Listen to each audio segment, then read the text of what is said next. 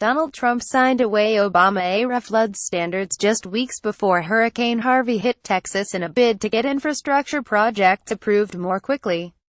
The rule, signed by former President Barack Obama in 2015, had not yet come into effect but aimed to make infrastructure more resilient to the effects of climate change, such as rising sea levels and flooding.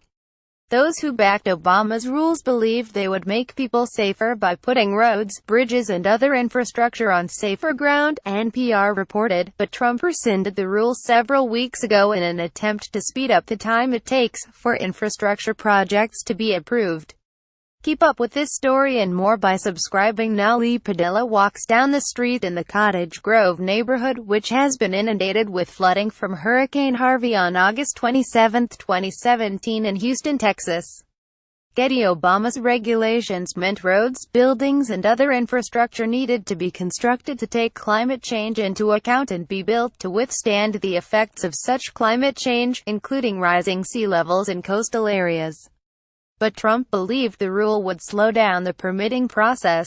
The president favored a faster route for infrastructure building, which he announced with an executive order signed several weeks ago, the latest in a series of Obama-era climate change policies to get the boot. Speaking from New York when he announced the rollback of the rules on Tuesday, August 15, Trump said, "We're going to get infrastructure built quickly, inexpensively, relatively speaking, and the permitting process will go very, very quickly." The executive order signed by Trump also gives a 2-year time limit for the permits to be completed for major infrastructure projects, which includes environmental reviews on such proposals. "It's going to be a very streamlined process, and by the way, if it doesn't meet environmental safeguards, we're not going to approve it," added Trump, who previously promised he would pass a $1 trillion package intended to improve the country's infrastructure, although this is yet to materialize. At least 5 people have been reported dead in the aftermath of Hurricane Harvey and ensuing heavy flooding, with the emergency services rescuing more than 1,000 people overnight who were trapped in high flood waters. Residents in Houston have reported being trapped in their homes by rising floodwater, and authorities have warned people to stay indoors and not attempt to drive along flooded roads, which is where the majority of fatalities occur. This year, Weather.com reported there are expected to be 11 named storms, 4 hurricanes and 2 major hurricanes this season, with the average usually slightly higher.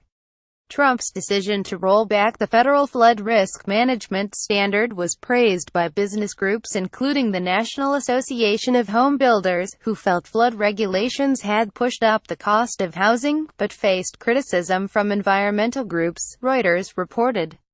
Former Director of Public Affairs at the Federal Emergency Management Agency FEMA, Rafael Lemaitre, told the news service at the time that Trump was undoing the most significant action taken in a generation to protect infrastructure from climate change.